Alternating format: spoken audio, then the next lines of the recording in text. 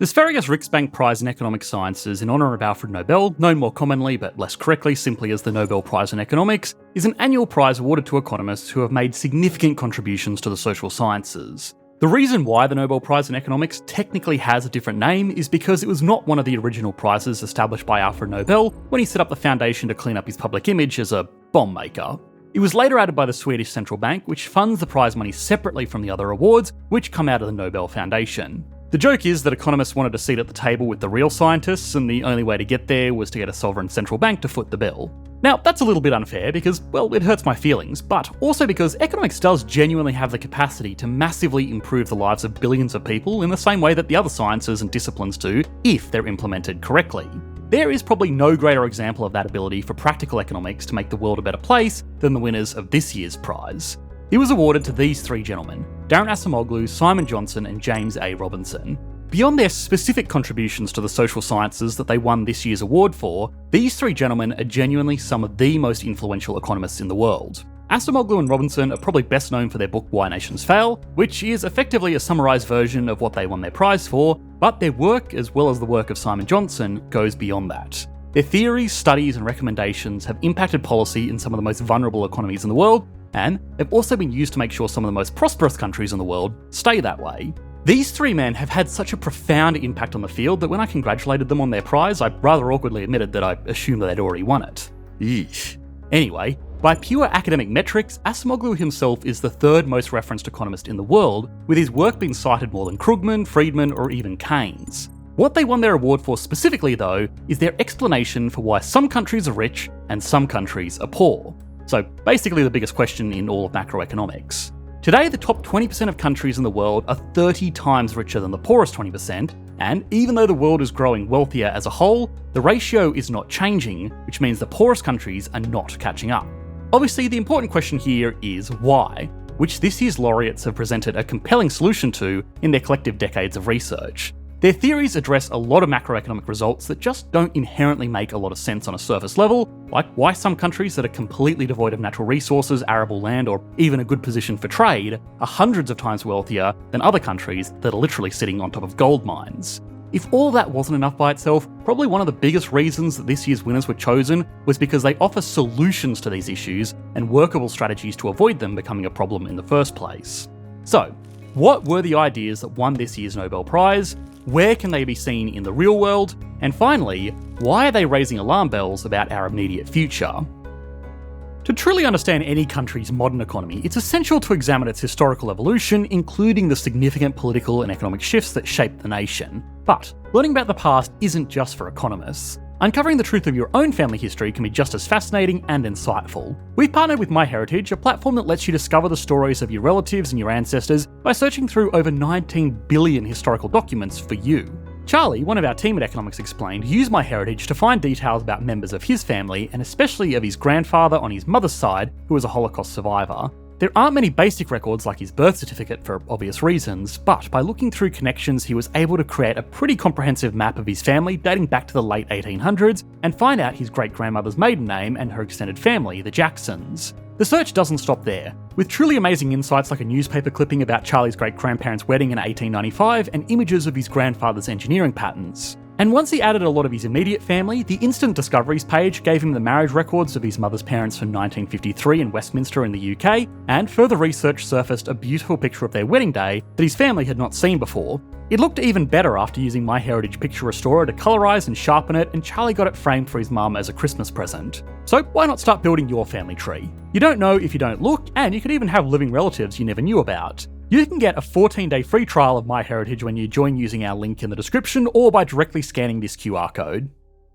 When looking at a list of national economies, it can be hard to determine some kind of common characteristic between wealthy countries and poor countries. Places like Venezuela, which are sitting on top of enough oil to make their residents generationally wealthy, are poor, while Ireland, a country with very few natural resources, has a GDP per capita almost 25 times greater. Similarly, landlocked countries are largely some of the poorest nations in the world because of restricted global trade via ocean shipping, which kind of makes sense. Except for the fact that a few landlocked countries are some of the richest places in the world, with Switzerland, Luxembourg and Liechtenstein being particular standouts. finding a common trait that determines economic success or failure seemed pretty elusive until this year's winners suggested that it wasn't natural resources, geographic position, population sizes, or anything like that which separated wealthy nations from poor nations. It was instead, almost universally, the stability and reliability of those countries' institutions. At its most foundational level, an economy is really just a system for effectively allocating resources between participants. And the best way to ensure that participants feel compelled to create value for that system is for them to reliably be rewarded for their efforts. Now, this applies to all institutions, from something as large as central banks and national treasuries, all the way down to local planning offices, small businesses, the media, and even individual public servants. If an economy is full of well-managed, honest, and effective institutions, then its people, potential investors, businesses, and the government itself can get to work producing value, confident in the fact that their investments, in whatever form they take, won't be yanked away from them. A worker in an advanced economy with good institutions can do something like confidently spend years studying for a degree that would give them access to a skilled profession like engineering, because that country has institutions in place to make sure that the degree they're getting is from a reputable institution. There are bodies in place to require that degree to get a license. That license is needed to sign off on engineering projects, and that engineering projects get paid for because there are fair and impartial courts to enforce contracts. A worker from an economy without any of these institutions would find it difficult to make a living designing buildings if contracts just go to whoever has the best government connections, and if there are no systems in place to make sure that qualifications are met, then there probably won't be the same investment into obtaining those skills in the first place. Even something as simple as a government department that issues driver's licenses based on reasonable and fairly tested standards means that insurance companies will have more confidence in insuring truck drivers, which makes local trade more commercially viable, which helps businesses operate, which employs people who can pay taxes to an effective tax agency to fund services like a government department that issues licenses. Now, of course, this is just one very oversimplified example, but the core idea is the same. Advanced economies with good institutions let people invest a lot of resources into becoming highly specialised, safe in the knowledge that if they efficiently do their specific job, there are systems in place to make sure they can trade that work in for everything else they'll need. If everybody in an economy can become more specialised in something that they do really well, then the economy will be richer. Now, this is a sound theory that does hold true across basically every economy in the world today. It's almost impossible to think of a poor country that has good, fair, and reliable institutions. Likewise, it's equally difficult to think of a rich country that has stayed rich without these institutions. Now, this year's laureates weren't actually the first people to recognise this correlation, but correlation doesn't equal causation.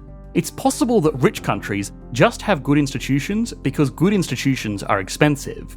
A government that pays all of its workers well enough to avoid the temptations of bribery, big, well-funded education centres and financial systems employing well-qualified and competent managers are all kind of expensive. What's more is that in an increasingly globalised world, there is the temptation for individuals and businesses that do operate these institutions to just move to rich countries where they can be paid more for their services in a global phenomenon most commonly referred to as brain drain. So, the first thing that the laureates had to show was that good institutions made countries rich, instead of rich countries just being able to afford good institutions. The way they did this was by looking back through history and tracing the scars of colonialism. In their research of economic history, the laureates found interesting patterns amongst former colonial regions. The regions that were the richest before colonialism were the poorest after colonialism. All other things being equal, this shouldn't be the case because wealth before modern economic systems was primarily determined by how arable the land was and if it had natural resources. Not too dissimilar to the assumptions of today. The difference was that when the colonial empires started operating in regions that were already wealthy and prosperous, they had to establish institutions that would suppress the existing local populations and turn them into a subservient labour force to help them with extracting resources. On the flip side, less prosperous regions with less dense populations weren't quite as threatening, but unfortunately for the colonisers, they had to do a lot of the work themselves. The institutions that were established in the regions that were wealthier before colonialism were all about controlling and taking advantage of the existing population. This meant that when the colonial empires left or were forced out, it was easy for new parties to come in and take advantage of the same institutions that were all about controlling people. These institutions, on top of being more prone to poor management and corruption, also encouraged economic exploitation rather than productive development. Now, back 400 years ago, that was a perfectly good way to claim a lot of wealth, but these days, the wealthiest economies are those that can encourage value creation rather than value extraction. It also didn't help that the empires running these militarised colonies also mostly left after they were kicked out, creating a power vacuum and taking with them their knowledge of how to run these institutions, even if they were highly exploitative. Now, on the other hand, the regions that had smaller, less dense populations were simultaneously less threatening to the colonial empires that didn't have to go up against a standing military, but also less useful because there wasn't a ready-made labour force provided to them. This meant that they had to provide their own labour force through colonial settlers, even if their work would be heavily supported by slave or convict labour imported from elsewhere. The institutions set up in these kinds of environments, most notably the modern-day USA, but also Canada, New Zealand and Australia, had to support these independent operations rather than treating the whole colony as a worksite there exclusively to produce spices or tea or whatever. These settler colonies had to encourage people to travel from Europe to make a life there, so they created systems to protect their investments, dish out property rights, and give them political liberties that were clearly not afforded to the indigenous inhabitants of the other colonies. Again, when these colonial empires took a step back or were forced out, these regions that were less prosperous before colonialism just inherited these institutions that were more conducive to running a sound economy.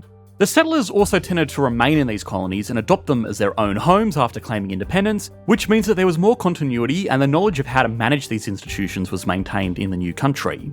Now, it's important to recognise that just because the nations that formed in these regions are more prosperous in the modern day, doesn't necessarily mean that the indigenous population fared that much better, and tragically there is of course still a divide between these groups within these economies, just like there's a gap between these economies.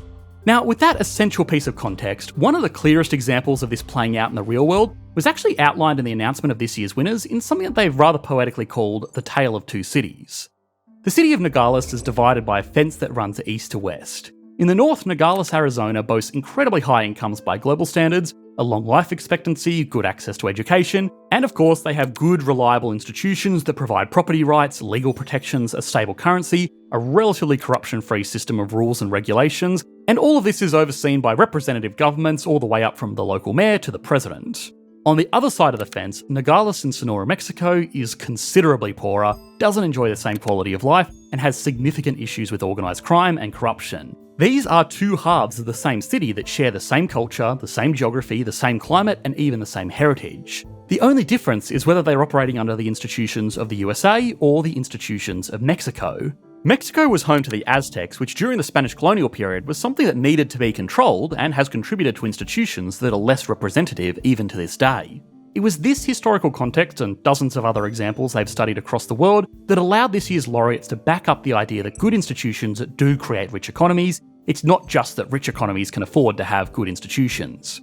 Now, that might sound like a lot of background research just to prove a causal relationship, but with stakes this high, it was essential. Otherwise, their advice to nations focusing on creating these robust institutions would be like telling a homeless person to just buy a home. Instead, they've been able to do what a lot of economists would never dare to do, and actually make some constructive recommendations to improve a bad situation. So, Acemoglu, Johnson and Robinson demonstrated a causal connection between running good institutions, which means that good policy can be recommended to support those institutions. The problem is, that's easier said than done. If setting up fair, well-managed institutions could make an economy wealthier with no trade-offs, then obviously every economy would do it. The problem, of course, is that unfairly run institutions often benefit the people who make the policy, and even if they have their people's best interest in mind, running these institutions takes a lot of skills and experience. Now, the first part is obviously the biggest hurdle for a lot of economies. The elites that make the rules receive an economic benefit from making those rules to favour them at the expense of their people, and they don't want to give that up unless they can be sure that their economic situation would improve. Now, oftentimes, it actually could by giving back a bit of control. Institutions almost always run better when they're beholden to the people.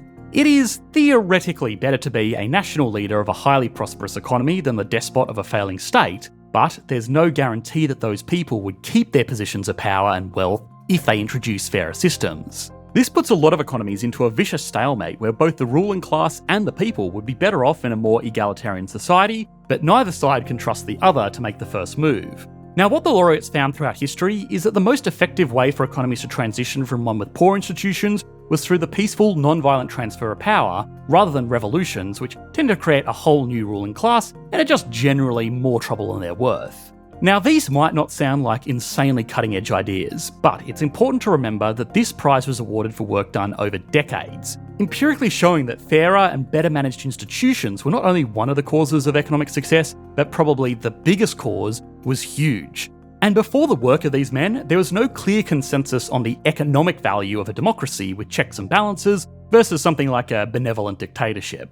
Now, obviously, it's incredibly hard to distill the work of literal Nobel Prize winning research into a concise video, but if you want more details, I can wholeheartedly recommend their book Why Nations Fail. It goes into fascinating historical case studies in a style not too dissimilar to the way that we do on this channel, but instead of some random guy on the internet, it's written by 2 Nobel Prize winning economists. We were also lucky enough to speak with Professor Acemoglu earlier this year, and he set the record straight on exactly what has been holding Africa back from the economic success that it's capable of. You should be able to click to that video on your screen now, or if you want to listen to our full interview with him, it's available on Spotify and most other streaming services. Thanks for watching, mate. Bye.